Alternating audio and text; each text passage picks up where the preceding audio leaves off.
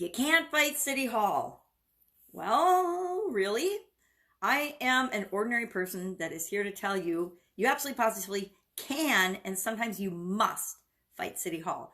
Sometimes you must push against rules, regulations, ordinances, laws, even, and administrative guidelines and things that come down the pipe that will kill your business, in much less we'd be able to grow or supersize your business if your business is dead because it's put out of business because of regulations or guidelines or unrealistic expectations in order to compete and even stay in business. You've got to fight those things. I am proof that you can fight City Hall and win. Now, it almost killed me, literally, but that wasn't the only thing going on that had an impact on my health and my life. But it was a huge stressful endeavor. Was it worth it? Absolutely, positively worth it, because we took the city to court and won in the judicial system and got back our licensing, which was what we needed to even be in business at all. So sometimes you have to take up the gauntlet and stand up for what you know is right and believe in order for your business to survive. And I have actually had to do that. So if people tell you you can't do this because it's against the rules, absolute poppycock. Guess what? Every rule in the universe, with the exception of universal laws, is made up. It's been made up by some people or some organization which is made up of people for their advantage, for their own reasons. Think about your own business. You have rules and guidelines and processes and procedures and ways of doing things in your business, right? Or if you're just a solopreneur, you have ways that you like to do things, and that's how you do things, and you make up rules and guidelines that's how it works for your business. We have to do that. We need to make up the rules for ourselves so that we can win the game of business on our own terms. And every other business does the same thing. Every government agency, every municipality, every club makes up their own guidelines and rules and regulations.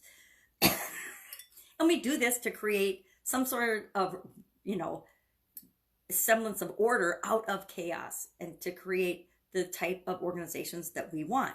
However, it doesn't mean that the rules and the systems and the things that we set in place are going to be good forever. Think of the old blue laws, the laws that are on the books today that make absolutely positively no sense.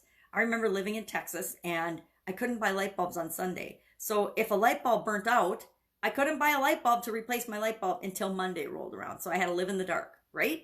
Crazy. But there are probably thousands and thousands of laws and regulations and rules like that that are still written and still supposedly effective today, but they're not even applicable anymore, right? And then there's other areas that we should have some regulations and guidelines for that there's nothing written in, because sometimes we think we need to regulate common sense for other people because a lot of people sometimes don't behave in an appropriate way.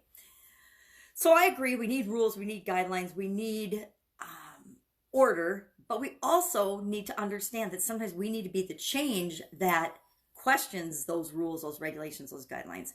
I was a little notorious in my corporate and in my business own, my brick and mortar business days of pushing the guidelines or questioning the guidelines. If there was a government regulation or rule, say USDA, FDA, or OSHA even, that didn't make sense the way it was being applied to my particular organization, I would be the first one to question that and challenge that. And I think you need to be the same. You need to not just be a rule breaker for the sake of being a rule breaker, but you need to question whether something is right or makes sense or is applicable for you. Now, it might be right for bigger organizations, but I think of this with respect to big organizations like the USDA, the FDA, the Drug Administration, things like that. They're run by and influenced by people, right? And people's intentions are not always for the good of other people. Sometimes they're just for the good of themselves. And so we get a lot of corruption and problems and issues in some of those organizations. And when that happens, rules are written that are good for some parties in that an organization regulates and not good for other parties. For example, FDA, USDA, Department of Agriculture, food safety guidelines are written and very highly impacted by big manufacturers, big corporations. Now, those guidelines and rules are easy because they're written by them to follow for a big corporation.